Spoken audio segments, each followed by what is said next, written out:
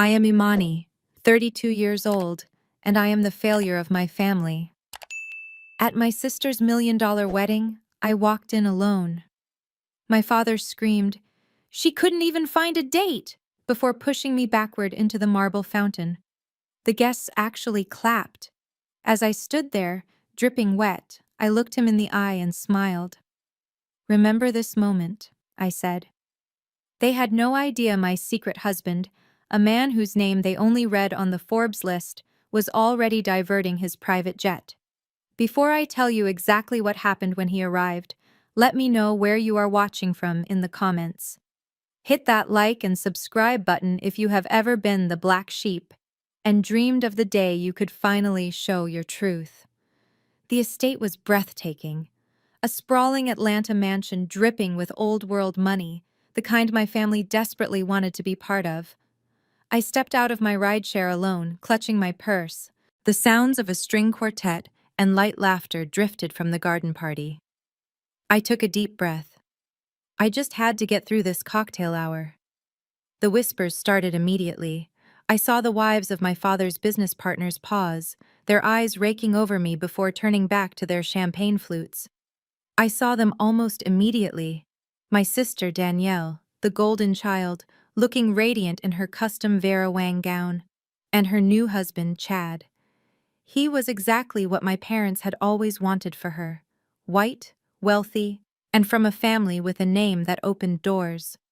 Chad spotted me first. I saw him lean over, his blonde hair almost brushing her veil, and whisper something in her ear. His lip curled just slightly. He didn't bother to hide his disdain. Danielle's smile froze. She handed her champagne glass to a passing waiter and marched across the lawn, her dress brushing the perfect green grass. Her face was a mask of perfect makeup and pure frustration. "Imani, what on earth are you doing?" Her voice was a harsh, controlled whisper. "Why are you here alone? You told me you were bringing a +1. You promised." My stomach tightened. I clutched my bag, the memory of the phone call with my mother 2 weeks ago flashing in my mind. When I had nervously mentioned I was seeing someone serious, my mother, Brenda, had laughed that high, sharp laugh of hers. "Oh, Imani, another imaginary friend? Don't be ridiculous, honey. Just admit you're coming alone. Stop trying to invent a date to impress us. It's just sad." I had lied then. I had insisted he was real, just to make her stop. "His flight was delayed," I said, the lie feeling thick in my mouth. "He's flying in from Shanghai. He'll be here as soon as he can." Danielle looked like she was going to cry from sheer anger. "Shanghai? You couldn't just say he was stuck in traffic in Buckhead. This is a disaster. I told Chad's parents that you were successful, that you had your life together. Now you show up alone, looking like that." She gestured vaguely at my dress. It was a vintage silk, a piece I had spent weeks personally restoring, priceless to a museum, but to her it just wasn't new. "Imani, this is my wedding. Chad's family is here. Please, just go find a corner, don't talk to anyone, and try not to embarrass me. This day has to be perfect." Danielle didn't get a chance to reply. Our father, Marcus, was already heading toward us, with our mother, Brenda, trailing anxiously at his side. I saw my father's eyes dart toward the main terrace, where Chad's parents, the Thorntons, were holding court. Marcus's jaw was clenched. He was trying to network, trying to secure his place in their high-status world, and I was an unpredictable variable. "Delayed flight from Shanghai?" he boomed, not even trying to lower his voice. "Stop that nonsense right now, Imani. I told you, if you couldn't find someone to bring, you shouldn't have come at all. You're making us look foolish in front of the Thorntons." My mother, Brenda, stepped forward, her smile tight with anxiety. She reached out and plucked at the silk sleeve of my vintage dress. "Honey, your father is right. And look at you."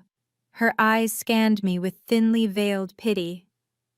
Did you make this dress? It looks so dated." "You're a grown woman, Imani. You could at least try to look the part. Your sister's wedding, of all days." The familiar sting of their shame hit me. My job to them was a joke. I wasn't a lawyer like Danielle or a banker like my father wanted. I was an art restorer. The dress I was wearing wasn't made. It was a 1930s original I had spent 100 hours meticulously restoring. It was a piece of history. To them, it was just old. I am not lying, I said, my voice quiet but firm, forcing myself to meet my father's glare. He is real. His name is Zane. And he will be here. My father let out a short, bark-like laugh. The guests nearby turned to look. Zane? What kind of name is that? Sounds like something you made up from an Aladdin movie. Just admit it, Imani. He leaned in, his voice dropping to a low, furious hiss that was worse than his shouting. You're 32 years old, and you couldn't even find a man who would dare to be seen with you for one night. Could you? You are pathetic. You're an embarrassment to this family. Pathetic. Embarrassment. The words echoed in the sudden quiet between us. The string quartet was still playing softly, but it felt distant. I was standing right next to the grand marble fountain, the centerpiece of the garden, the sound of trickling water ironically peaceful. I could feel the eyes of Chad's parents, the Thorntons, on us. I saw my father notice them watching, and his face darkened even more. I took a small step back, trying to put space between us, trying to hold on to the last shred of my dignity. Dad, I said, and my voice was shaking, but I forced it to be clear. I will not let you talk to me like that anymore. I am not an embarrassment. I have done nothing wrong by being here. That was the spark. It was one thing for him to humiliate me privately, but to have me defy him in front of them? In front of the wealthy, white, old money family he was so desperate to impress? That was an unforgivable sin. I saw the shift in his eyes. The calculated embarrassment vanished, replaced by pure, uncontrolled rage. You dare, he hissed, taking a step toward me. You dare talk back to me? Here? You, the failure of this family? The one who throws her life away on fabric? He was losing it. His face was turning a deep red, and his hands were clenched into fists at his sides. You are ruining your sister's perfect day. You are humiliating me in front of my partners. I am not ruining anything, I said, holding my ground, though every instinct screamed at me to run. You are. You worthless girl, he screamed. The music stopped. Every guest turned to look. I told you not to come. I told you we were ashamed of you. He raised his hand, and for a second I thought he would strike me. Instead, he balled up his fist and shoved me, hard, in the center of my chest. Get out of my sight! I had no time to react. My heel caught on the raised marble edge of the fountain. I felt a horrifying moment of weightlessness, my arms pinwheeling in the air. Then I fell backward. The impact was a brutal shock of ice-cold water and hard stone. I went completely under, the sound of the party instantly muffled, replaced by the rush of water in my ears. I scrambled up, sputtering, my priceless vintage dress now a soaked, heavy ruin. The silence was absolute. The entire party, my mother, my sister, the Thorntons, all of Chad's friends, was frozen, staring at me. I was the centerpiece now, a dripping, humiliated spectacle in the middle of their perfect wedding. I pushed my soaked hair out of my eyes and stood up in the fountain. The water felt impossibly cold, making me shiver. My dress, that beautiful, priceless silk dress I had spent months restoring, was ruined, clinging to my body like a wet shroud. I could feel the stone bottom of the fountain rough beneath my ruined shoes. There was a moment of shocked silence from the party, and then the laughter started. It wasn't a gasp of concern. It was a ripple of amusement. I saw Chad's parents, the Thorntons, trying to hide their smirks behind their hands. They looked at each other, and Mr. Thornton chuckled. My father, Marcus, seeing he had an audience, didn't show a trace of remorse. He spread his hands wide as if presenting a magic trick. Well, he announced to the crowd, it looks like she needed to cool off. The guests erupted in laughter. They clapped. They actually clapped as if my father had just delivered a witty toast, not assaulted his own daughter. I looked at Danielle. Her face was bright red, but she wasn't looking at me with concern. She was looking at the Thorntons, her expression one of pure agonizing embarrassment. My mother, Brenda, just stared at the ground, shaking her head, as if I had done this to myself. As I stood there shivering, a memory hit me so hard it felt like another shove. I was 16. I had just won a regional art award for a charcoal drawing. I brought it to a family barbecue, so proud. Marcus, furious that I had missed Danielle's cheerleader tryouts to attend the award ceremony, had snatched the drawing from my hands. He held it up for everyone to see. "This is what she wastes her time on," he'd said. And then he tore it in half, right in front of my friends, calling it useless trash. The feeling was the same. That same cold public humiliation.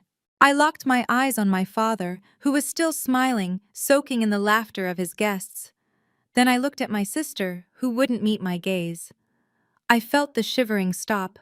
A strange, cold calm washed over me. I smiled. It wasn't a big smile, just a small, sharp curve of my lips. Water dripped from my hair onto my face. "Remember this moment, everyone," I said. My voice was clear, and it cut through the laughter, silencing the yard. I looked right at Marcus, at Brenda, at Danielle. "Remember it well." I placed my hands on the marble edge of the fountain and hoisted myself out. The water cascaded onto the perfect stone patio. The crowd parted instinctively as I walked, leaving a trail of wet footprints behind me. I kept my head high. I didn't run. I walked calmly, purposefully, right past the string quartet, right past the bar, and straight toward the doors of the main house, ignoring the sudden, frantic whispering that erupted in my wake.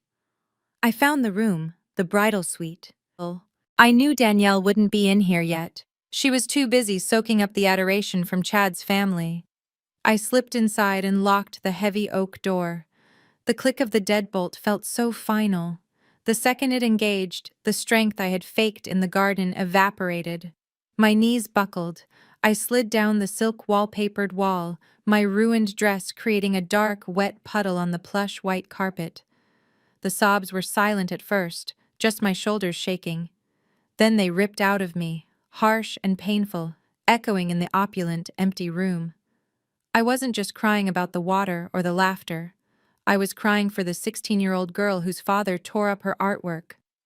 I was crying for the 12-year-old girl he had pushed so hard she broke her arm and then lied about. I was crying for 20 years of being told I was worthless. My hand trembled as I pulled out my phone. I had to wipe the screen on a dry patch of the borrowed silk shawl. I stared at the lock screen. Nothing. No new messages. Oh, no. "Are you okay, my love?" No. "Landing soon?" Just a picture of the lake at our home in Como. Zane was in Shanghai. I could still hear his voice from our video call 2 nights ago, the concern in his eyes. "Imani, my love, are you absolutely sure about this? It is just a wedding. I can cancel this keynote speech. I can be on a plane right in an hour. We can walk in there together, tell them the truth." And I had stopped him. "No, Zane," I had insisted. "I need to do this one last time. I need to walk in there as just Imani. I want them to meet you as my husband, not as Zain al-Jamil, the quantum logics billionaire. I don't want them to be nice to me because of your name. I want them to be nice to me because I am me." What a fool I was. My whole life I had been begging for a crumb of acceptance from people who only offered me stones. Why was I still hiding my marriage? Why was I protecting them? Why was I still trying to earn the love of a family that found it entertaining to watch me be pushed into a fountain? My thumbs were shaking so badly I could barely type. I opened a new message to him. My vision blurred through the tears. "It's worse than I thought. Much worse. They didn't just laugh. He pushed me. Marcus pushed me into the fountain in front of everyone. I'm soaking wet. I'm so cold. Please, just tell me you're coming." I had barely sent the message when a heavy fist pounded on the door. "Imani, open this door right now!" It was Danielle. Her voice was no longer whispering, it was high and frantic. "You are ruining my wedding! Do you hear me? You are ruining everything!" I stayed on the floor, my back against the wall, my tears stopping as a cold anger took their place. "You should go back to your party, Danielle," I called out, my voice hoarse. "This doesn't concern you." The handle rattled violently. "Are you kidding me? It doesn't concern me?" she shrieked. "Chad's parents are standing out there asking my new husband why his crazy sister is making a scene. They think our family is trash. You have to come out here right now and apologize to Dad." I almost laughed at the absurdity of it. "Apologize?" I said, my voice gaining strength. "He pushed me, in front of everyone. I am not apologizing for him assaulting me." There was a sudden, dangerous silence on the other side of the door. When Danielle spoke again, her voice was low and venomous. "All right. You want to play it that way? Fine." I could hear her breathing heavily. "If you don't come out of that room in the next 60 seconds, walk up to Chad's parents and tell them you slipped. If you don't tell them it was all a terrible accident, I swear to God, Imani, I will tell everyone here the real reason you dropped out of college." My blood ran cold. I squeezed my eyes shut. I hadn't dropped out. I had been forced to. I remembered that night clearly. I was in my second year. My grades were perfect. Then Danielle, drunk in her brand new graduation convertible, had T-boned a doctor's car. Our parents were frantic. The legal fees and the private settlement to make the DUI go away were astronomical. My father had sat me down, his face like stone. "We don't have the money for this and your tuition, Imani," he had said. "Danielle's future in law school is more important. You'll have to take a semester off." That semester off had turned into years, as they never found the money again. And they had let everyone, even the rest of the family, believe I had simply failed. Danielle was threatening to use the very sacrifice they had forced me to make as a weapon against me. "You have 5 minutes, Imani," she hissed through the door. "Lie for this family one more time, or I will destroy what's left of your reputation. Your choice." I heard Danielle's footsteps retreating down the hall, her expensive heels clicking angrily. I was alone again, in the echoing silence of the bridal suite, with her threat hanging in the air. Lie for them again, or be destroyed. My entire life had been a series of impossible choices, all designed to protect them at my own expense. Just as I was about to slide back down to the floor, my phone vibrated, not with a text, but with a call. The screen lit up. Zane. My breath hitched. I answered it, my hands still shaking. "Zane? Imani? My God, are you all right?" His voice was clear and urgent, and beneath it, I could hear the deep, powerful roar of a jet engine. He wasn't in Shanghai. He was in the air. "I got your message. I'm on the plane. We were supposed to land in New York for the acquisition meeting, but I've told the pilot to divert. We're heading to the private airfield in Atlanta now. I'll be on the ground in 30 minutes. Imani, talk to me. What did they do? What did he do to you?" I looked up and caught my reflection in the ornate gold leaf mirror above the fireplace. I looked pathetic. My hair was plastered to my head, mascara was running down my cheeks from the tears, and the priceless silk dress was hopelessly stained and torn from the fall. This was what they thought of me. This was what they had reduced me to. A wet, shivering, broken thing. I wiped the tears from my face, not gently, but with a new anger. "I'm just so tired, Zane," I whispered, my voice raw. "I'm so tired of pretending to be small so they can feel big. I'm tired of hiding who I am and who you are, just to beg for their approval." His voice on the other end was firm, the voice of the CEO I knew he was, the man who moved markets. "Then stop, my love. Stop pretending. You gave them their chance. They showed you who they are. Now, it is time to show them who you are. I've already called my security team. They are 10 minutes from your location. Our Atlanta legal counsel is on the way as well." The thought of lawyers and security guards descending on Danielle's wedding almost made me laugh. It was too much. It was his world, not mine. "No," I said.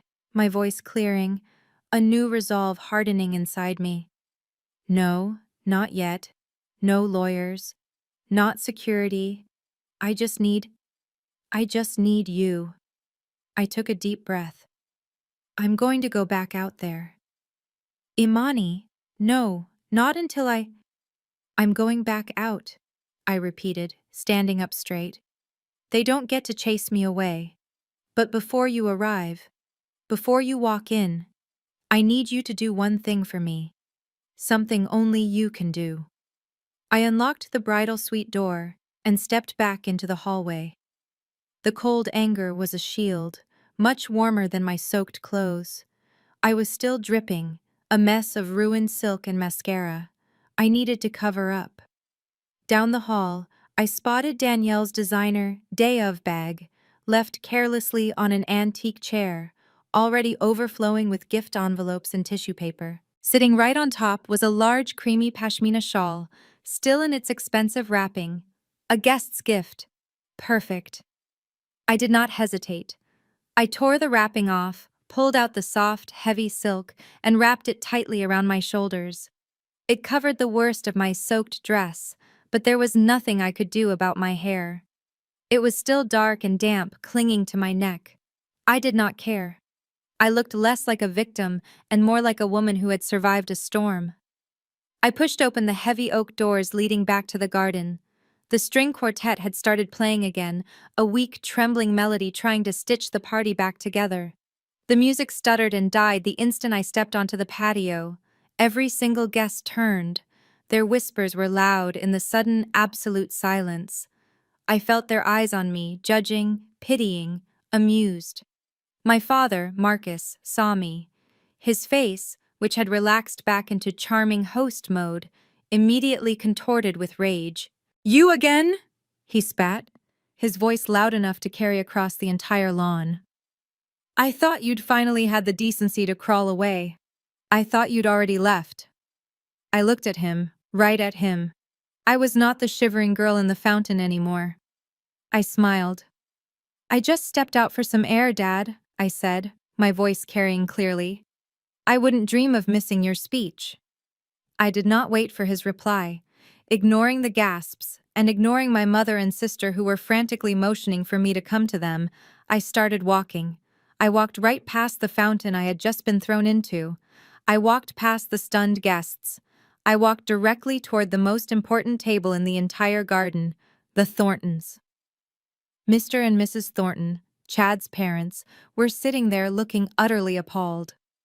They had disgusted looks on their faces, like they had just smelled something rotten and were afraid it would stain their old money reputation. As I approached, Mrs. Thornton clutched her pearls. My father looked like he was about to have a stroke. Good. I stopped right at their table. "Mr. and Mrs. Thornton?" I said, extending my hand. They stared at it, probably noticing it was still damp. "I'm Imani, Danielle's older sister." Mr. Thornton looked confused, but shook my hand tentatively. "I must offer my deepest apologies for the chaos just now." "My father," I smiled warmly at them. "He has a rather forceful sense of humor.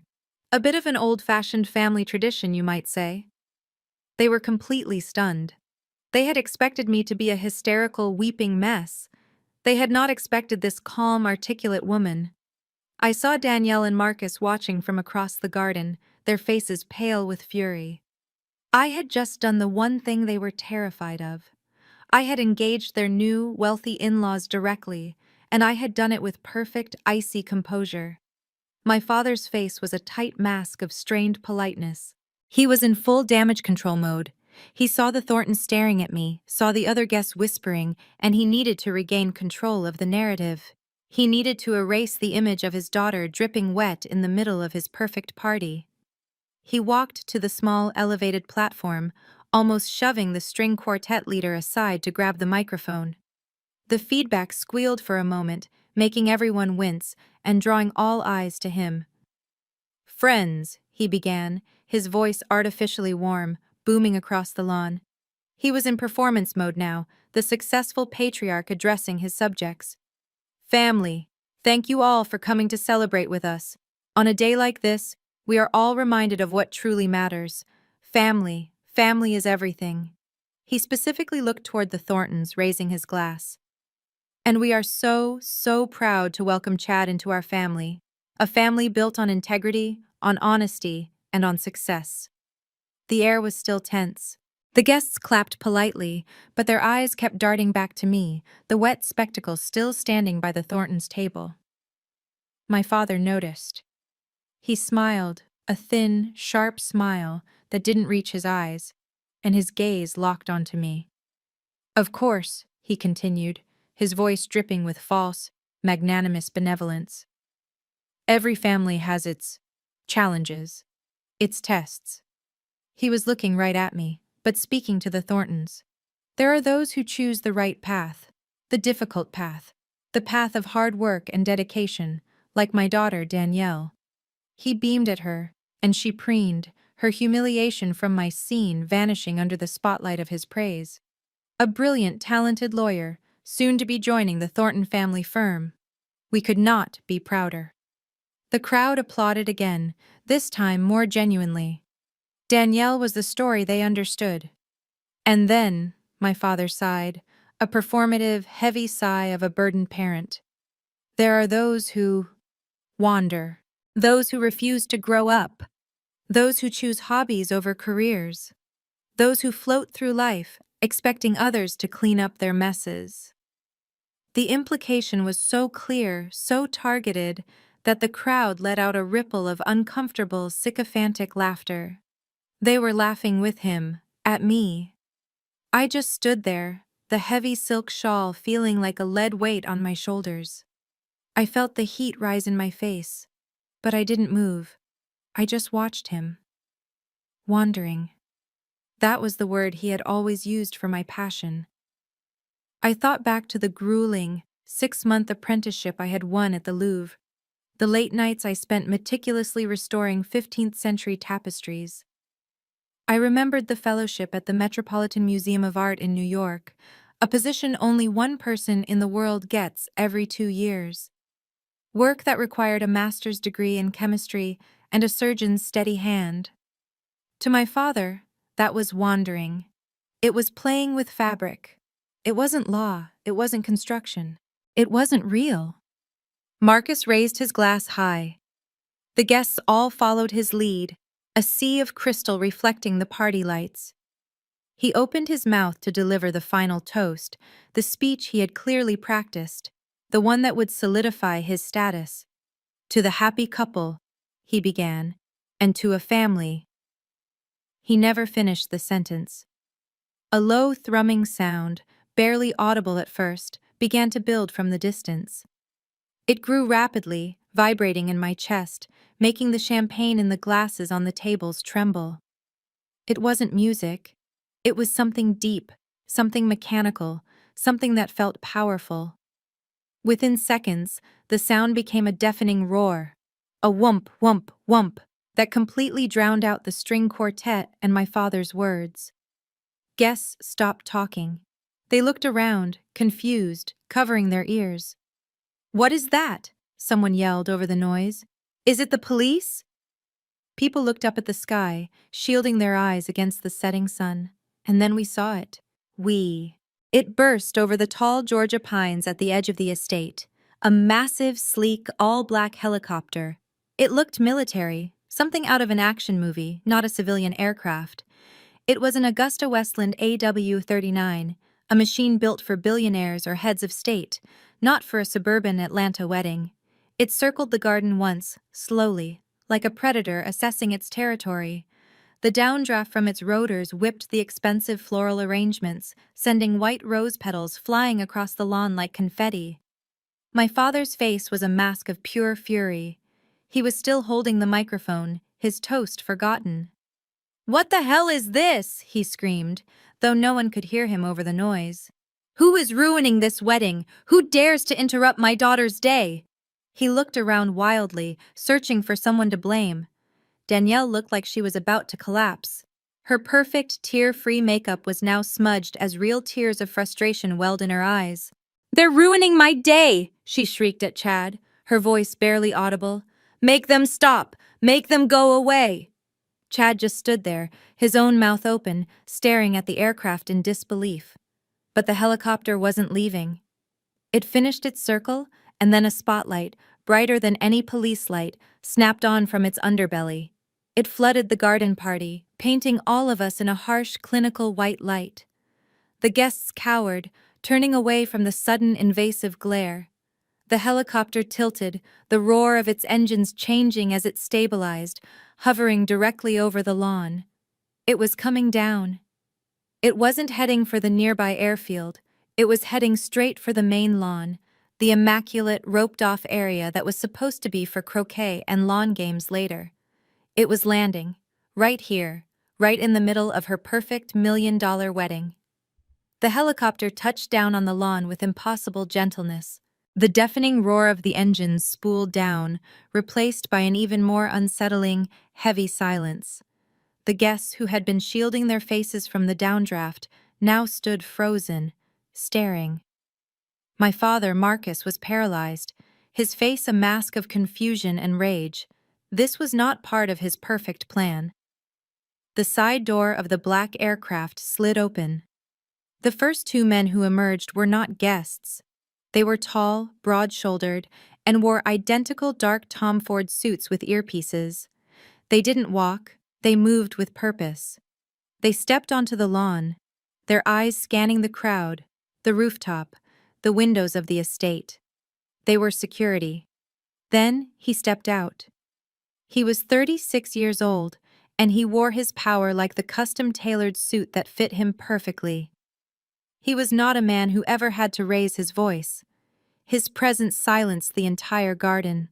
Most of the guests, my family included, just saw a very handsome, very wealthy-looking man who had just rudely landed a helicopter in the middle of a wedding. But a small, very important group of people knew exactly who he was. I saw Mr. Thornton, Chad's father, grab his wife's wrist. His jaw went slack. He whispered, his voice trembling with a mixture of awe and terror. "My God, Evelyn, is that Zayn al-Jamil? The man from Quantum Logics?" His wife's eyes widened. "It can't be. He doesn't do public events. His photo isn't even public."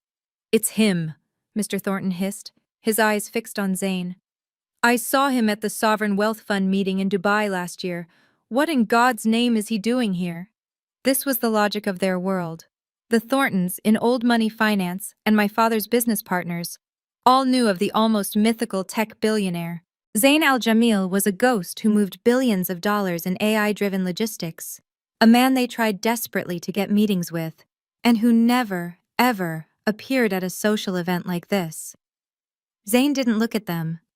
He didn't look at my father, who was still standing on the stage like a fool. He didn't look at Danielle, the bride, or Chad, the groom. He didn't look at anyone but me.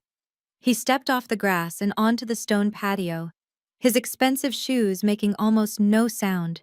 He walked directly through the stunned crowd, his path singular, his focus absolute. He walked straight to the marble fountain where I was still standing, shivering, in my ruined silk dress and borrowed shawl. Zayn stopped directly in front of me, his presence a shield against the hundreds of staring eyes. He didn't seem to notice the stunned silence of the crowd. He didn't seem to notice the ruined garden or the half-given speech. His eyes were only on me. I let the heavy, borrowed shawl slip from my shoulders. It fell into the puddle at my feet. I stood before him, fully exposed in my ruined, soaking dress. I was shivering, but I didn't feel cold anymore. He raised his hand, his touch impossibly gentle, and used his thumb to wipe a smudge of mascara and fountain water from my cheek. "I'm sorry I'm late," he said, his voice low, for me alone. The traffic over Shanghai was terrible. A small, real smile found its way to my lips. "I knew you'd come," I whispered. He returned the smile. "Always." And then, in front of my father, my mother, my sister, and the entire horrified Thornton family, Zayn al-Jamil leaned down. He cupped my face in his warm hands and kissed me. It wasn't a small or polite kiss. It was deep and passionate, a kiss that left no doubt. It was a kiss of possession, a public declaration. It was a kiss that claimed me, right there in the middle of my humiliation. The collective gasp of the guests was audible. Imani! My father's voice finally roared back to life, breaking the spell. He stormed toward us, his face purple with rage. What do you think you are doing? Get your hands off him! Get away from my daughter, you! He was looking at Zane, but yelling at me, still convinced I was the one at fault, that I was somehow seducing this powerful guest. Zane didn't even look at him. He slowly broke the kiss, but kept his arm wrapped firmly around my waist, pulling me against his side. He turned, his body shielding mine, to face my father. My father stopped short, finally sensing the absolute lack of fear from this man. I am her imaginary boyfriend, Zane said, his voice calm, but it cut through the air like a blade. The Thorntons flinched. Zane's grip on my waist tightened. Or, to be more accurate, I am her husband. He looked down at me, his eyes full of love, before looking back at my stunned family. We were married 6 months ago, at our villa on Lake Como. The words Lake Como and husband detonated in the silence of the garden. It was as if a bomb had gone off, freezing everyone in place. My mother, Brenda, who lived and died by appearances, made a small, choked sound. Her eyes rolled back into her head, and her knees buckled. She would have collapsed onto the stone patio if my father hadn't instinctively caught her, though he looked just as stunned. He was rigid, speechless, his mouth hanging open. My sister, Danielle, was the first to find her voice, or at least a high-pitched, cracked version of it. Husband? She stammered, looking wildly between me and Zane. No, that's impossible. You're lying, Imani. You're lying. She looked terrified, realizing that the sister she saw as a worthless failure might not be a failure at all. But the most dramatic reaction, the one that truly changed the air, came from Mr. Thornton, Chad's father.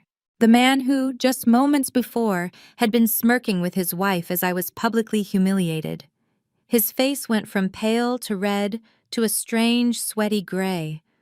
This wasn't a family embarrassment anymore. This was a networking opportunity. He saw his rival Marcus frozen in shock, and he saw Zayn al-Jamil, the elusive billionaire, standing right in front of him.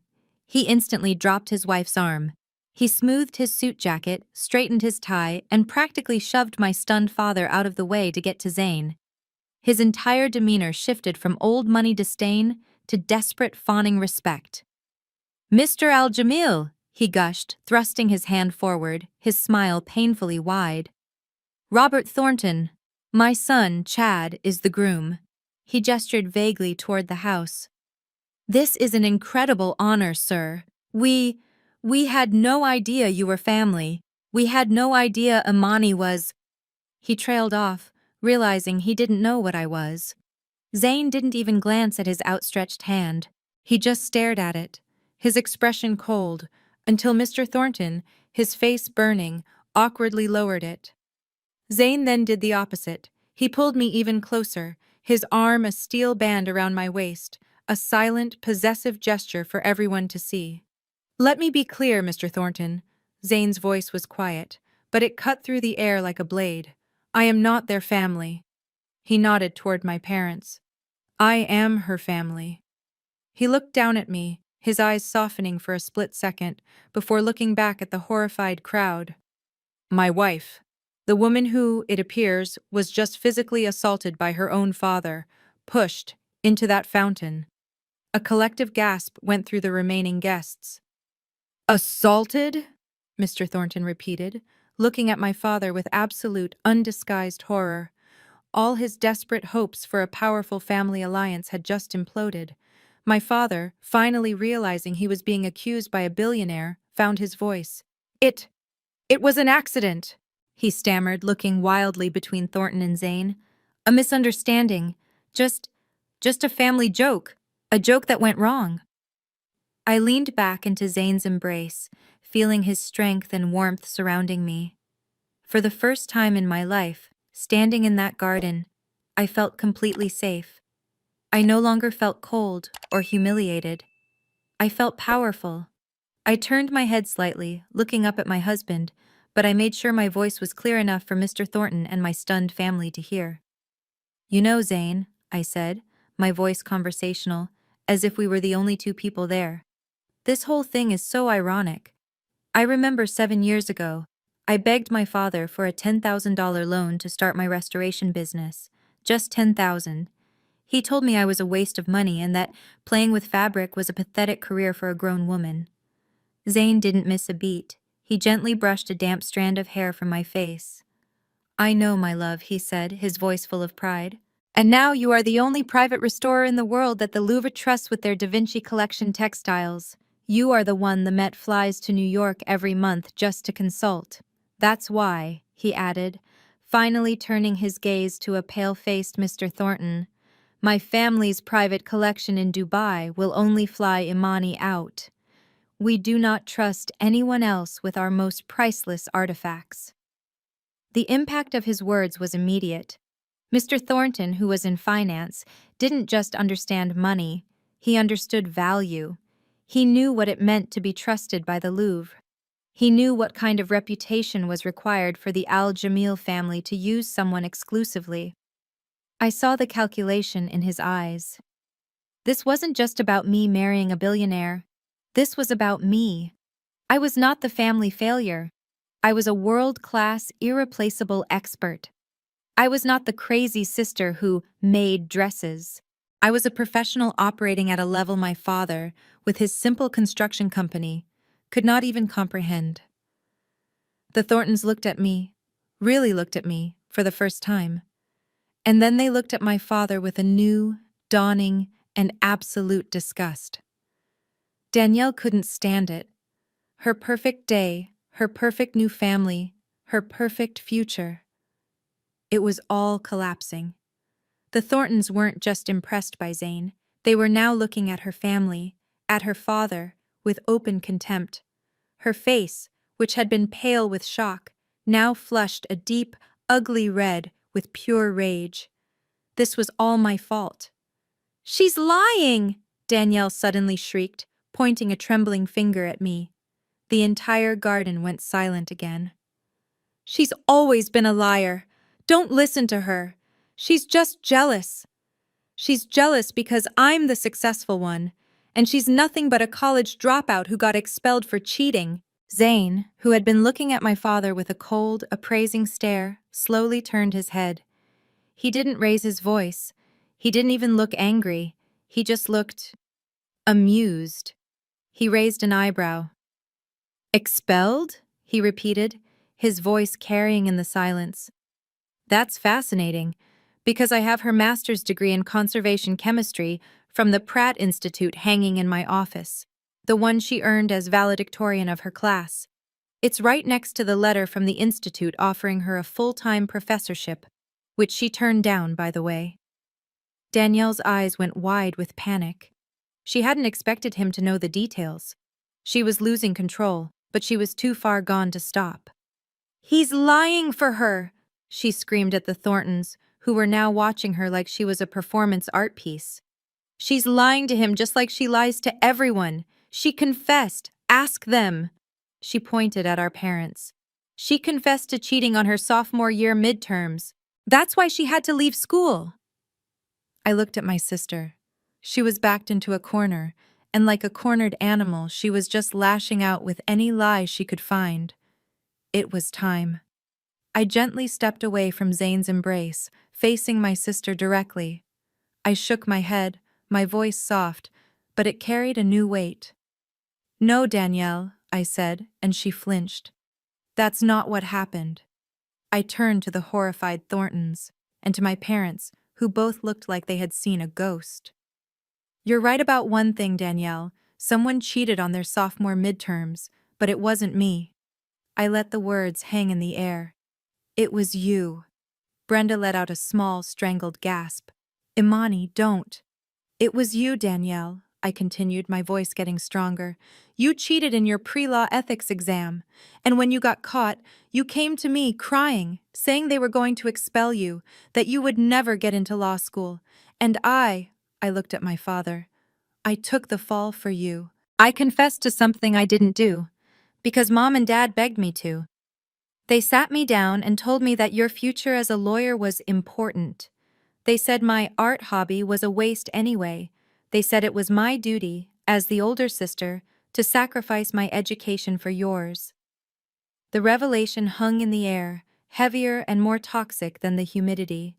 The Thorntons looked absolutely disgusted. Mrs. Thornton, who had been clutching her pearls, now looked like she wanted to scrub her hands. She turned to her husband, her voice a low, horrified whisper, but loud enough for everyone at the front to hear. Robert, she said, her voice shaking with contempt, I don't think we can do this. I will not have our family associated with these people. The lies, the cheating, the violence. Chad, the groom, had been standing frozen this entire time, his face white. He had watched his $1 million wedding, his perfect future, his high-status in-laws, and his new bride all implode in the span of 10 minutes. He finally turned to Danielle, his expression not angry, just empty. Danielle, he asked, his voice flat, is that true? Did you cheat? Did you let your sister take the fall for you? Danielle's entire facade shattered. The rage was gone, replaced by a desperate, ugly sob. She rushed toward him, grabbing his arm. Chad, no, please, she wailed, her mascara finally streaking. I did it for you. I did it for us. I needed to get into law school. I needed to be perfect, to be someone your family would approve of. It was all for you. Chad just stared at her hand on his arm, repulsed. He shook her off. Mr. Thornton, however, was a man of action. He had seen and heard enough. He turned his back completely on my father and sister and faced Zane and me. He gave a short, stiff bow. Mr. Al-Jamil, he said, his voice clipped and formal. And, Madam? He nodded to me with a new, terrified respect. Please accept our deepest apologies for being subjected to this appalling family matter. We were not aware of the circumstances. We will take our leave immediately. He didn't wait for a reply. He turned on his heel, but paused to look at my father, Marcus, one last time. There was no sympathy in his eyes, only the cold, hard finality of a business deal gone bad. Marcus, he said, and my father flinched. That large development contract we discussed. The new mixed-use complex. Don't bother calling my office. My lawyers will be in touch with yours on Monday morning. We are officially pulling all funding. Consider our partnership terminated. The words hit my father harder than my fall into the fountain. The color drained from his face. No, he whispered. Robert, wait. You can't. That's the biggest contract of my career. That's everything. But Mr. Thornton was already walking away, his wife and a shell-shocked Chad following him. The guests, seeing their hosts implode, began to flee, grabbing their purses and whispering frantically. My father stumbled backward and collapsed onto an empty garden chair. He stared into space, a broken man. He had just lost everything he had ever cared about. The exodus was immediate. As the Thorntons and their entourage disappeared toward the front drive, the remaining guests, the aunts, uncles, cousins, and my father's B-list business partners, began to flee. They didn't even bother saying goodbye. They just grabbed their coats and purses, whispering frantically, desperate to escape the social wreckage. The string quartet had packed up. The caterers stood frozen by the buffet. The wedding was over. It had imploded. My mother, Brenda, watched them go, her face a mask of pale horror. She saw her social standing, her perfect daughter's perfect marriage, all of it vanishing. Then she turned, her eyes landing on me and Zane. She saw us as the source of the problem, the ones who had to fix it. She ran across the lawn, stumbling slightly on the grass in her heels. Imani, darling, you can't, she pleaded, grabbing my arm. Her grip was surprisingly tight. "You can't let this happen. Look at your father."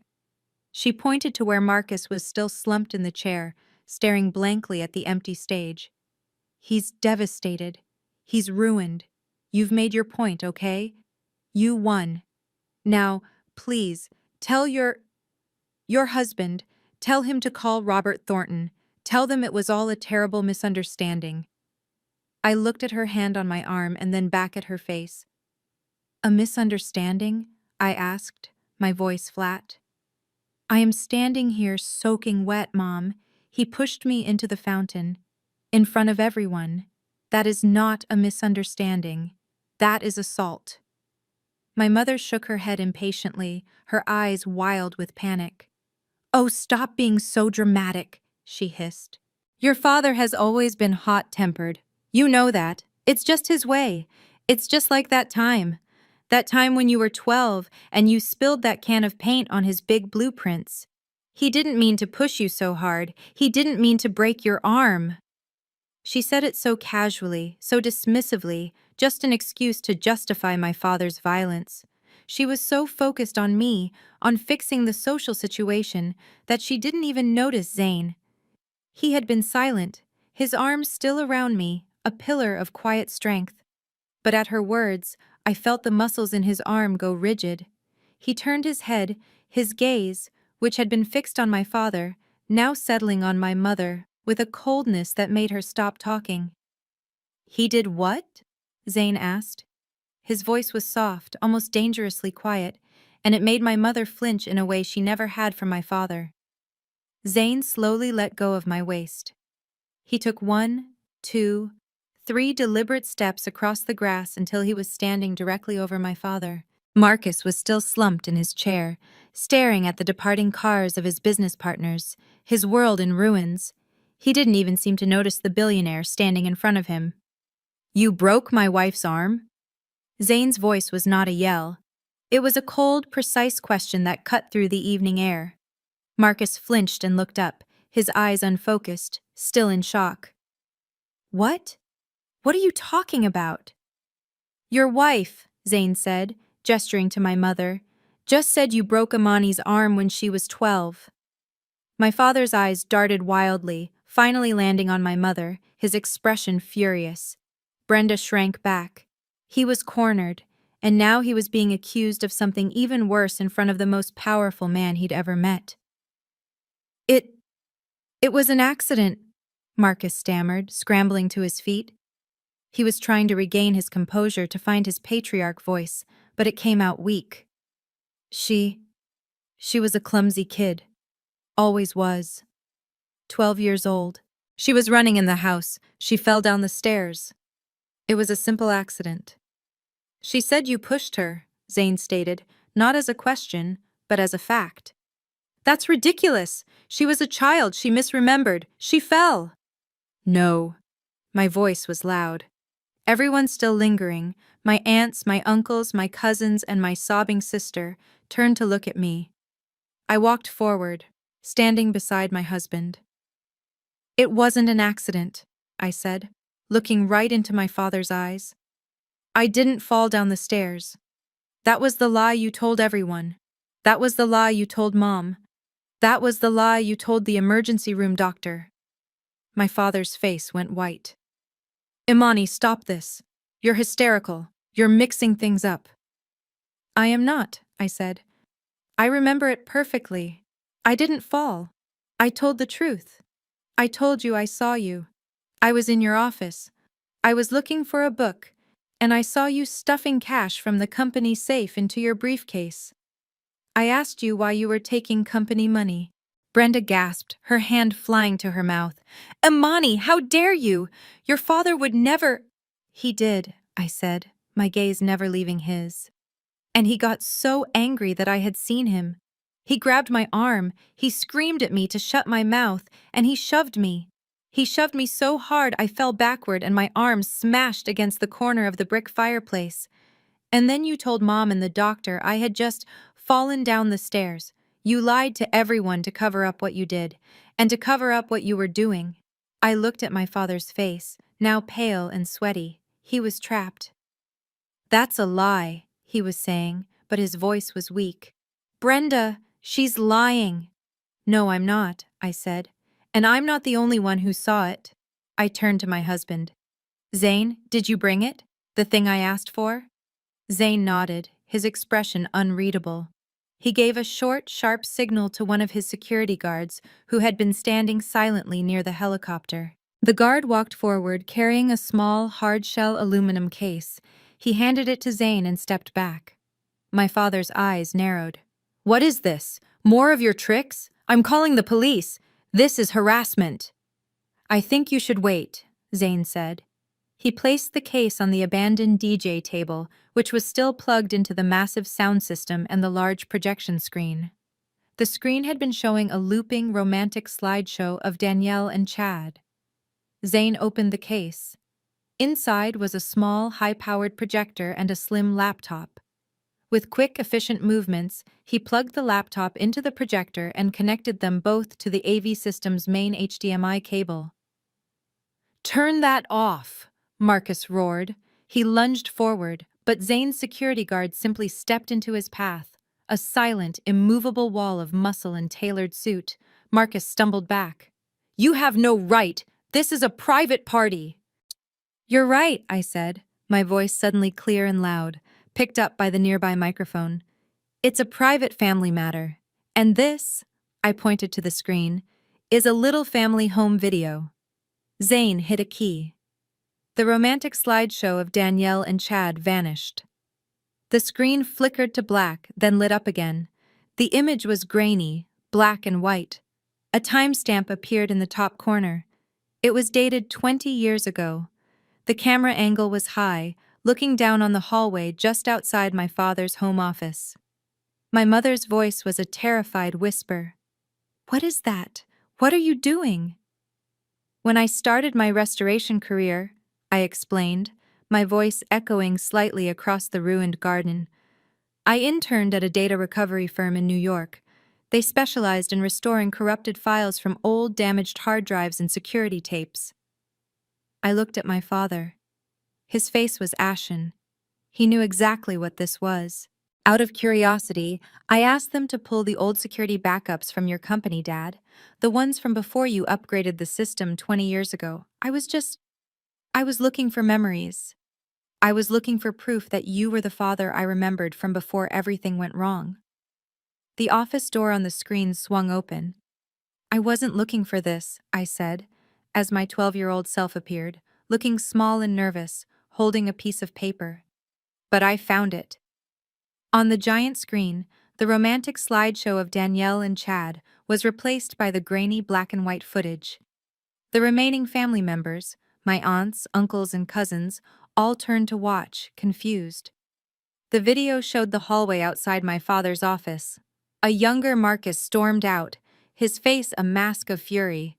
My 12-year-old self followed him, holding a piece of paper, clearly trying to explain something. He turned and yelled at me. The video had no sound, but his body language was terrifying. He was screaming. My 12-year-old self flinched and took a step back, holding up the paper as if in defense. He grabbed it from her, crumpled it, and threw it to the ground. Then, as the little girl began to cry, he shoved her.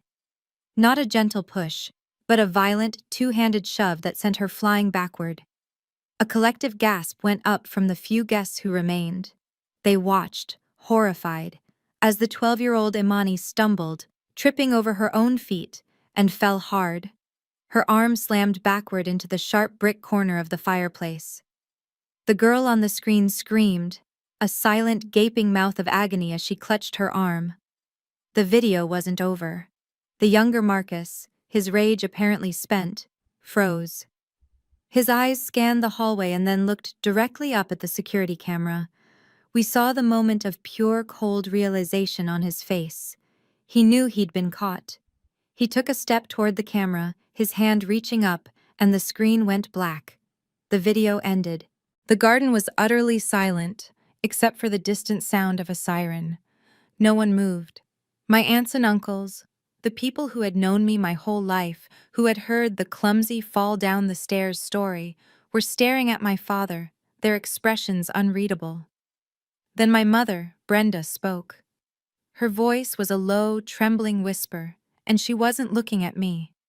She was looking at my father with a dawning, terrible understanding. You lied to me, she said, her voice cracking. All these years, you told me she fell. You told me she fell down the stairs. I finally turned to look at my parents. My father's face was sheet white. He was completely exposed. I've had that file for 3 years, I said, my voice echoing in the silence. I found it when I was restoring the company's old digital archives, just like I said. I kept it. I never used it. I looked at my mother. I kept hoping I would never have to. I kept hoping that one day this family would change, that he would change, that you would all finally see me. I turned my gaze back to my father. But tonight you pushed me again, in front of all these people. You proved to me that absolutely nothing has changed at all. The chaotic departure of the Thorntons left a vacuum in the garden. The few remaining aunts and uncles stood frozen, not knowing where to look. My father was still staring at the blank projection screen. My mother was whispering, "No, no, no," to herself. It was Danielle who broke the silence. With a sound that was half scream, half sob, she started running. Her $1 million wedding was officially over. Chad was gone. Her future was gone. She ran across the lawn, her expensive gown dragging in the mud, her $5,000 makeup streaming down her face in black rivers of mascara and eyeliner. She stopped right in front of me, her hands grabbing my arms. "Imani, please," she begged, her voice hysterical. "Please, you have to stop. You've won." "Okay? You've won! You've ruined me!" I just looked at her, my face calm. "The Thorntons will never forgive me," she cried, shaking me. "They hate me.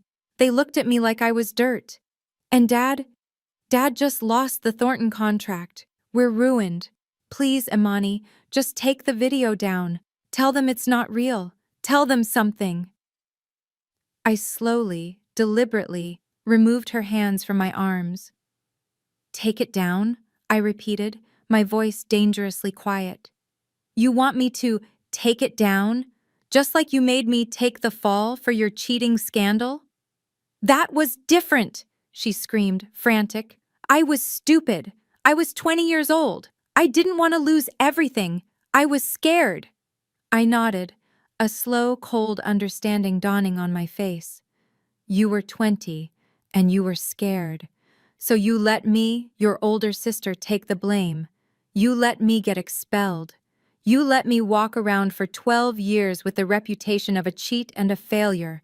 You let me start my entire life over from nothing." I stepped closer to her, my voice dropping. "And while I was doing that, what were you doing? Oh, that's right. You were graduating from the law school I should have been able to attend. You were planning this $1 million wedding. You were building your perfect, successful life, all of it paid for, all of it built directly on top of my sacrifice."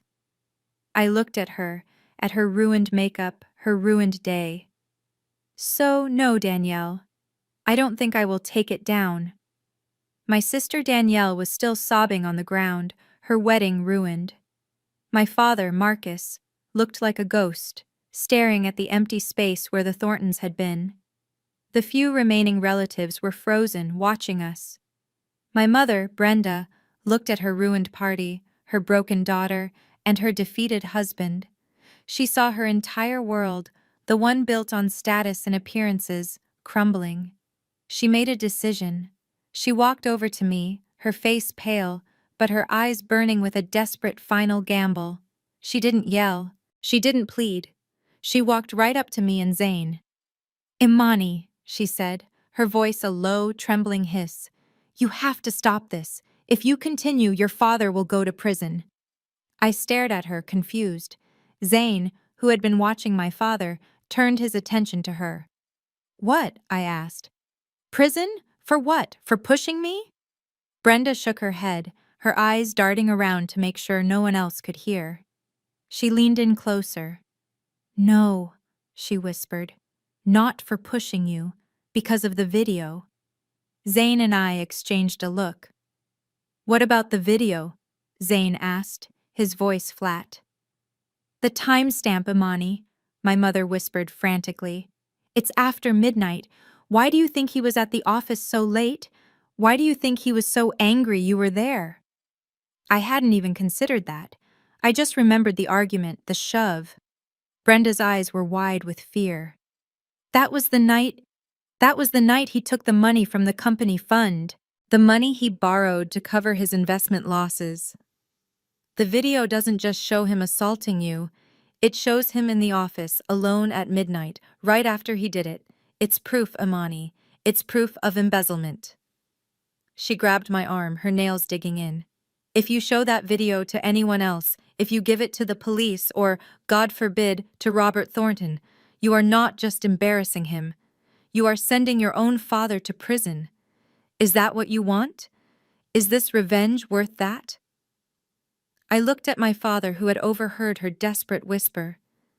His face was no longer just defeated. It was a mask of pure terror. He was looking at my mother with an expression of such cold fury, not because of the accusation, but because she had just admitted his deepest, darkest secret. She had just given me the real weapon. I stared at my father, at Marcus, the man who had dismissed me, humiliated me, and physically abused me. The man who had called me a failure my entire life. And I realized my mother was right. I was holding a weapon that could not only end his reputation, but could end his entire life as he knew it. He would go to prison. All his success, all his status, all his desperate climbing, it would be over. I felt my gaze flicker to Zane. He was watching me, not my father. He was reading the conflict in my eyes. He gave a single, almost imperceptible nod. It is your decision, Imani, he said, his voice just for me. Whatever you choose. I looked away from him, at the wreckage of the party. My sister, Danielle, was still a sobbing heap of ruined white silk on the grass. My mother, Brenda, was standing there, visibly trembling, her eyes wide with terror, watching me, waiting to see what I would do. I turned back to my father. He was watching me too, his face a mask of sweat and fear. The patriarch was gone. The bully was gone. All that was left was a scared, guilty old man. You embezzled the money, I said. It wasn't a question. It was a statement. Marcus finally broke. The denial, the rage, it all just deflated. He sagged, his hands hanging uselessly at his sides. It was a hard time, he whispered, his voice raspy. You don't understand. The economy was bad. The company was about to go bankrupt. I just borrowed it. It was a temporary loan to cover the losses. He looked at me, desperate for me to understand. I paid it all back, Imani. I swear. I put every dime back 6 months later. No one got hurt. No one even knew. No one got hurt? I repeated, my voice so cold it seemed to drop the temperature in the garden. He flinched. You're right, I said. No one knew. I took a step closer to him. Because you made sure of that, didn't you? You didn't just borrow the money, you stole it, and then you broke your daughter's arm to keep her quiet about it. My father, Marcus, stood there, completely broken. The revelation of his embezzlement, spoken aloud by his own wife, had done what my humiliation could not. It had shattered him. My mother was sobbing quietly. Imani, please, don't. Danielle was just a wreck, her wedding day now a crime scene. I looked at the three of them, the family who had tormented me, who had stolen from me, who had abused me and then lied about it. I had the power to end them. One word to Zane, and that video would be in the hands of the Atlanta police. My father would be in handcuffs before the last guest's car had left the driveway. I took a long, deep breath. I could feel Zane's eyes on me, waiting. All right, I said, my voice clear in the quiet garden. I won't release the video. I will not call the police. I heard my mother let out a strangled sob of pure, unadulterated relief. My father's slumped shoulders rose just an inch. He thought he had won. He thought I was weak, just like he always had. But, I continued, that is on one condition. Marcus looked up, his eyes suddenly sharp, suspicious. What condition? Money? You want money? No, Dad, I said. I have my own money, and I have my husband's. I don't need a single dollar from you. I walked closer to him, stopping just a few feet away. I want the company. He stared at me blankly. What are you talking about? I want Wilson and Sons Construction, I said. I want you and Mom to sign over your controlling shares. All of them. I want you to give me the company. Danielle, who had been quiet, let out a choked laugh. You? What do you know about construction? I know about restoration, I said, never taking my eyes off my father. I want it. I'm going to rebrand it. It's not going to be Wilson and Sons anymore. It's going to be Wilson Heritage Restoration. I'm going to use my expertise to restore historic buildings, not just put up cheap new ones. And you, I looked directly at Marcus, are going to retire. Effective immediately. The color rushed back into my father's face. The terror was replaced by his old familiar rage. Never, he spat. Absolutely not. I built that company from nothing. It's my life's work. I will never hand over my legacy to you. I didn't argue. I didn't plead. I didn't threaten. I was done talking to him. I just turned my head slightly to my husband, who was watching the entire exchange with a calm, almost bored expression. Zane, I said, call the lawyers, and call the Atlanta Police Department. Tell them we have video evidence of embezzlement and assault. Zane pulled his phone from his jacket pocket. My pleasure. Wait! My father screamed. The sound was desperate. He stumbled forward, his hands up. Wait, don't call! Zane paused, his thumb hovering over the screen. We all looked at Marcus. He was breathing heavily, his eyes darting between me, Zane, and the phone. He was trapped. He knew it. All right, he finally whispered, the word ripped from his throat. He looked at me, his eyes full of a hatred I had never seen, but also full of defeat. All right, you win. You win. The conference room at Wilson and Sons Construction smelled like stale cigars and defeat. It was Monday morning, less than 48 hours after the wedding. I walked in, and the air crackled with tension. My father, Marcus, sat at the head of the long mahogany table, a place he had commanded for 30 years. Today, he just looked like a small, tired old man. Brenda, my mother, sat beside him, her eyes red and puffy. Danielle was at the far end, staring blankly at the wall, her perfect life in ashes around her. Zane sat in a leather chair in the corner of the room, not at the table. He was quiet, checking something on his phone, his presence alone a suffocating weight on everyone else. He was there as my advisor. Everyone in the room knew he was there as the executioner. Our lawyer, a shark from one of Atlanta's top firms, placed a thick stack of documents in the center of the table. The terms are straightforward, he said, his voice clipped and devoid of emotion. Mr. Marcus Wilson will tender his immediate resignation as CEO. He will transfer his 70% controlling interest in the LLC to Ms. Imani Al-Jamil. In exchange, he slid a second document over. Ms. Al-Jamil agrees to a permanent non-disclosure agreement regarding the financial irregularities and other events captured on the security footage dated 20 years ago. My father stared at the pen as if it were a snake. He looked at my mother, who just sobbed quietly into a tissue. He looked at me, his eyes filled with a lifetime of hatred. Sign it, I said. His hand was shaking so badly he could barely hold the pen. He uncapped it, his breath coming in ragged gasps. He signed his name, the signature a jagged mess.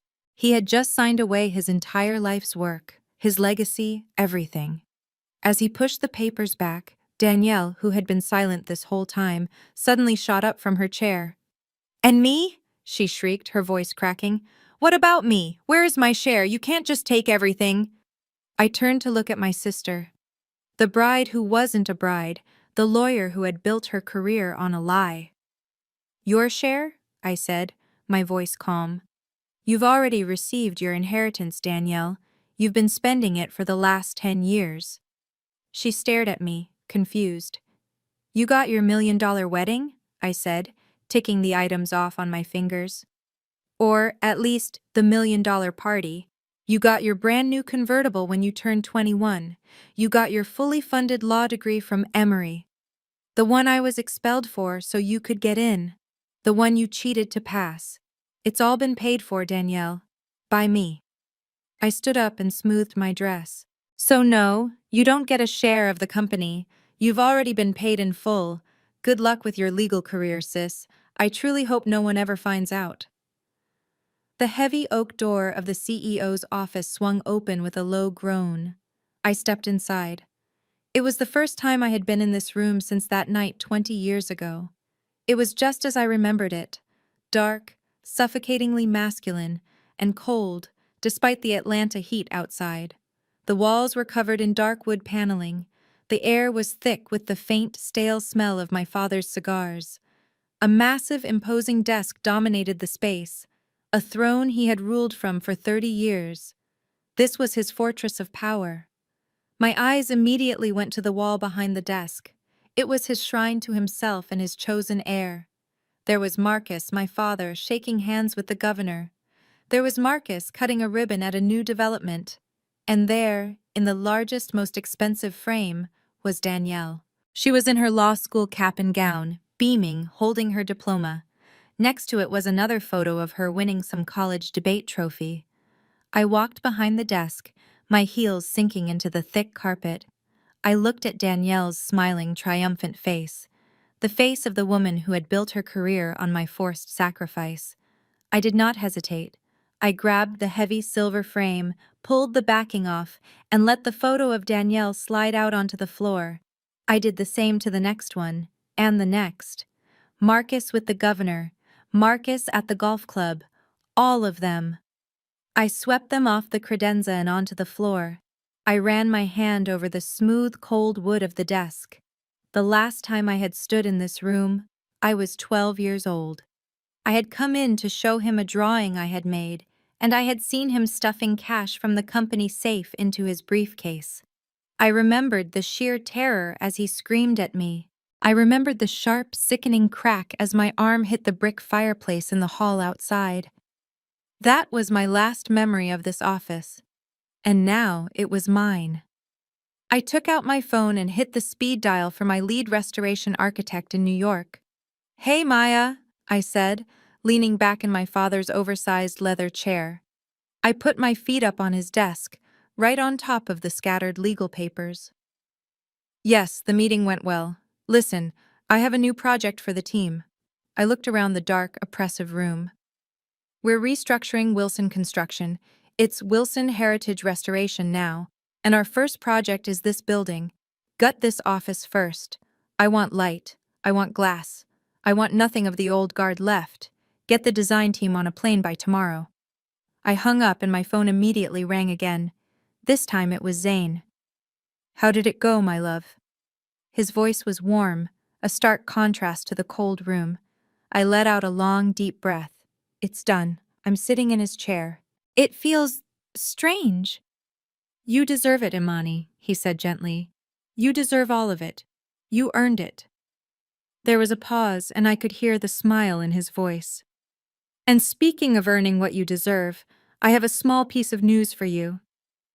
Oh? I asked. I had my acquisitions team look into the finances of Danielle's ex-fiancé, Chad Thornton. It seems his father's company was heavily leveraged, and they were counting on that Wilson contract to stay afloat. And since my father lost that contract? Precisely, Zane said. The Thorntons pulled all their financial support from their son's firm. He was left holding the bag. As of an hour ago, my private equity fund acquired all of his outstanding debt.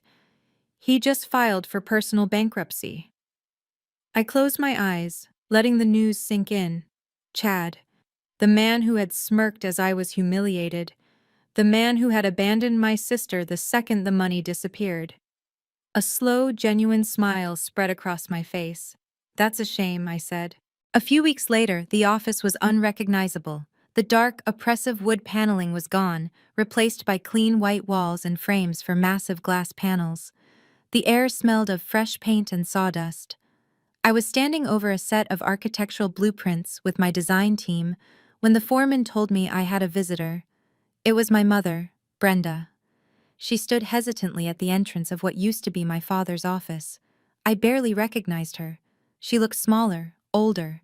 The perfect, polished, high society wife was gone. In her place was a tired-looking woman with gray roots showing in her hair and no makeup on. "They let me up," she said, her voice quiet, almost a whisper. "The office looks different." "It's a renovation, Mom," I said, not looking up from the blueprints. "We're letting the light in." She drifted into the room, running her hand over a plaster-dusted file cabinet. "Your father, he hasn't left the bedroom in a week. He just stares at the wall. He's completely broken, Imani." I tapped the blueprint with my pen. "I'm sorry to hear that," I said, my voice flat, devoid of any real sympathy. "No," she said, so quietly I almost missed it. "No, don't you be sorry. You were right. We were wrong." I finally looked up. Her eyes were red-rimmed. I was so scared of him. So scared of losing the status, the house, the club memberships. I was so focused on appearances that I sacrificed you. I let him sacrifice you. Over and over. How can I possibly make that up to you?" She was asking for forgiveness. She was asking for a way back. I looked at her, really looked at her. My mother, the woman who had laughed at my pain, who had chosen a party over her daughter's assault. I put down my pen. "I don't know if you can make it up to me, Mom. I don't know if that's even possible." I walked over to my new desk, which was covered in spreadsheets. "But the company needs a new bookkeeper. Dad always said you were meticulous with the household accounts." She stared at me, her eyes wide with confusion. "What?" "I'm offering you a job," I said. "Not as a manager, as an intern. You'll report to the new chief financial officer. It's $15 an hour. You start at the bottom. You learn the new system. You prove your loyalty to this company. To me." She was stunned. The offer was an insult and a lifeline all at once. It was a demotion from CEO's wife to nothing. But it was also a chance. You would really hire me?" she whispered. I looked at her, my expression unyielding. "I'm giving you an opportunity to prove yourself," I said. "It's more than you ever gave me." I met Danielle at a generic coffee shop in a strip mall halfway between her new apartment and my office. The woman who walked in was not my sister. The golden child was gone. Her expensive highlights had grown out, her designer clothes were replaced by a worn-out sweater, and she looked exhausted, small. The spark of arrogant confidence she had carried her whole life was completely extinguished. She sat down without ordering anything, her hands trembling as she placed them on the table. "He's gone," she said, her voice flat. "Chad and I are divorced, officially. He said he could not get over the public humiliation." She let out a small, bitter laugh. "His family's lawyers had the marriage annulled. Apparently, our family was fraudulent from the start." She stared out the window at the parking lot. "I am working, at a small firm in the suburbs. I am not a litigator. I am not on track to make partner. I process divorce paperwork all day, every day. It was all I could get." I sipped my black coffee and just watched her. I did not feel anger anymore. I did not feel pity. I did not feel anything at all. "Do you regret it?" I asked. Her eyes snapped to mine, and for the first time, I saw real, genuine tears welling up. Every single day, she whispered. Every minute. I had everything. I had the perfect life, the perfect man, the perfect future, and I threw it all away. Her voice cracked. I threw it all away because I was just like them. I was so afraid of not being the best, of not winning, that I did not care who I hurt, and I was so jealous of you, Imani. I always have been. Jealous. Of me. The failure. The irony was so bitter it almost made me smile. I reached into my purse. I did not say anything. I just slid a small, folded piece of paper across the table. It was a cashier's check. She looked at it, confused, her tear-filled eyes blinking. What? What is this? It is $10,000, I said. Her eyes widened, a flicker of that old, desperate, unearned hope. Are you helping me? Imani, No, I said, standing up and putting on my coat. That is the exact amount of my sophomore year tuition, the money Mom and Dad took from my education fund to pay off your DUI settlement, the money that got me expelled. I looked at her, at the check, and then back at her face. Now we're even. Don't ever contact me again. I walked out of the coffee shop. I did not look back. Through the window, I could see her, my sister, the golden child, holding a check for $10,000 in her shaking hands and crying all alone. 6 months later, the building was unrecognizable. The dark, imposing facade of Wilson and Sons Construction was gone. In its place, floor-to-ceiling glass walls gleamed, reflecting the bright Atlanta sky. Inside, the dark wood paneling had been replaced with exposed original brick and clean white walls, and the entire space was flooded with natural light. This was the official launch party for Wilson Heritage Restoration. The main hall was packed. I stood on a small, modern stage, looking out at a sea of investors, architects, and city leaders.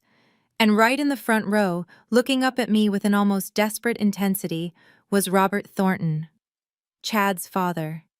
He, along with several other high-profile developers who had once laughed at my father, were now my most eager potential clients. When I took over this company, I said, my voice confident and clear, people asked me what I knew about construction. I told them I knew very little about putting up new, cheap buildings, but I knew everything about preservation. I gestured around the beautiful, restored space. My father built a company based on legacy, but legacy isn't something you just preserve in amber. It's not something you keep locked away, unchanged. Legacy is not a prison. I saw my father, Marcus, standing in the very back of the room, half hidden by a restored structural column. He was just watching me, his face unreadable. Real legacy, I continued, is about respecting the past, but not being imprisoned by it. It's about taking the strong foundation that was left for you and having the courage to build something new, something better, something worthy of the future. That is what Wilson Heritage Restoration is all about. The room erupted in applause. Mr. Thornton was clapping the hardest. As I stepped off the stage, I glanced toward the check-in desk by the entrance. My mother, Brenda, was there. She wasn't a guest. She was working the event, her name tag reading Brenda Wilson, Finance Manager. She had started as a bookkeeping intern, and in 6 months of grueling work, she had proven she was meticulous, intelligent, and loyal. She had earned her new title. She caught my eye from across the room and, for the first time in my life, gave me a smile of pure, unadulterated pride. The applause had faded, and the crowd was thinning out, moving toward the bar. I was standing alone for a moment, just breathing in the smell of new paint and old, reclaimed wood, when he approached. My father, Marcus. He wasn't walking like the CEO I had always known. His shoulders were slightly slumped, his usual confident stride gone. He was holding 2 cups of coffee, and he awkwardly held one out to me. You did a good job, Imani, he said, his voice quiet. He wouldn't quite meet my eyes, looking instead at the new logo on the glass wall behind me. Better than I ever could have. You transformed this place.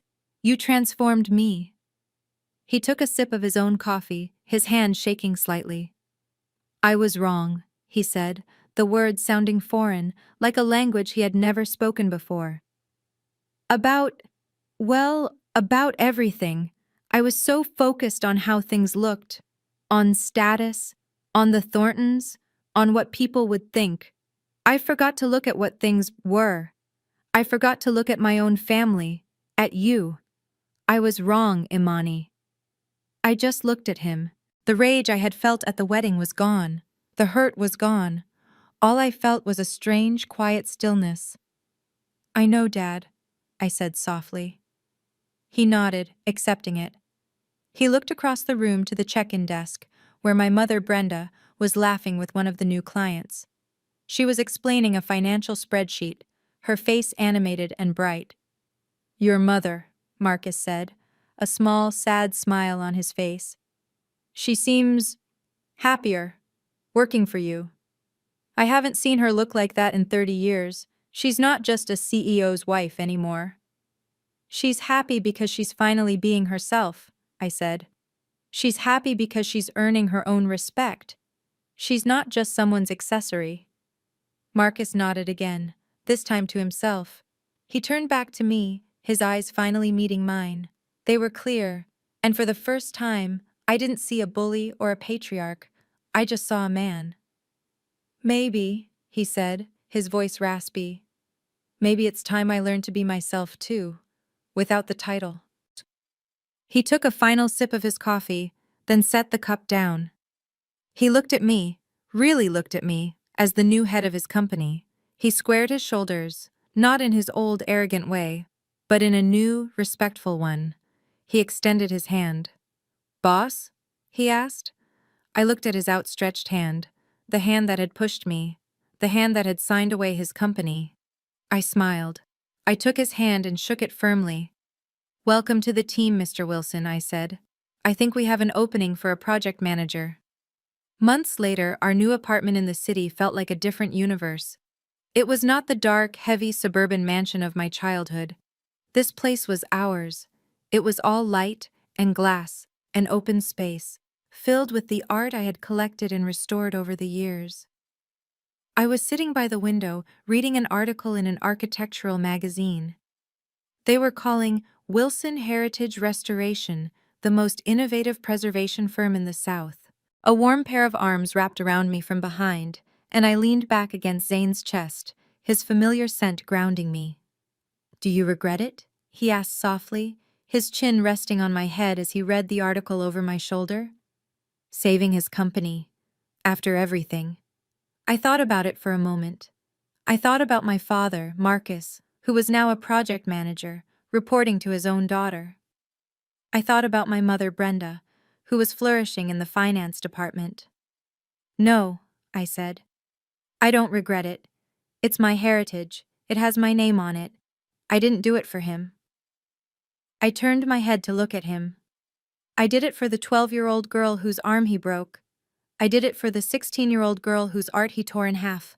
I gave her the win. Zane smiled. That slow, warm smile that always made me feel safe. He kissed the top of my head. That's my Imani. He paused, then said casually, By the way, have you checked the balance for the Al Jamil family fund recently? I turned in his arms, confused. No, why? I thought that was for your family's philanthropic projects. It is, he said, his eyes twinkling. And you are my family. I had my team move $500 million into a new trust this morning. It's in your name, legally firewalled from everything else. Consider it a late wedding present. You can use it to buy out any other company your father might own if you want, or you could buy a small island. I'm flexible. I stared at him, the number just hanging in the air. $500 million, an amount that was simply absurd. I thought about what it meant, the power, the freedom, the ability to do anything. I looked from his smiling face, to the magazine, to the bright city outside our window, and I started to laugh. It was a real, free, happy laugh, bubbling up from a place that was no longer hurt. I think, I said, looping my arms around his neck. I think I have a much better idea. I want to start a foundation, one to help all the other black sheep out there, the ones whose families told them they were worthless. I stood on the balcony of our new apartment, looking out over the Atlanta skyline. The city lights sparkled below, a sea of possibilities. It was a long way from that dark garden. Voiceover. That night at the wedding, I told them to remember this moment. And they have. They remember it every day. Marcus, my father, now works for me as a project manager, learning about respect from the ground up. Brenda, my mother, is rebuilding her life as my finance manager, finally earning her own keep. And Danielle, she is out there somewhere, struggling to find her own way for the first time in her life without me, or my father, or a wealthy fiancé to clear the path. My family laughed when I walked into that wedding alone. They thought I was a pathetic, dateless failure. They had no idea that I was never truly alone. I had Zane, a man who saw my worth when they saw a burden. And more importantly, after all those years of fighting, I finally had myself. They pushed me into that fountain, thinking they were drowning me. They thought they were putting out the last spark of the family failure. They were so busy laughing, they didn't realize they were just watering a seed. And now, I have finally bloomed. The story of Imani teaches us that true worth is never defined by the opinions of those who refuse to see you. For years, she was diminished and abused by the very people who should have supported her. They saw her as a failure, a burden. But her value was not tied to their approval. The moment she stopped seeking their validation and embraced her own strength and truth, the power dynamic shifted completely. They tried to drown her, but they only watered a seed. This story is a powerful reminder that your greatest strength is found in your authenticity. And sometimes, the ultimate victory is simply becoming everything they said you never could be. If this story of resilience resonated with you, please like and subscribe for more stories about finding your power.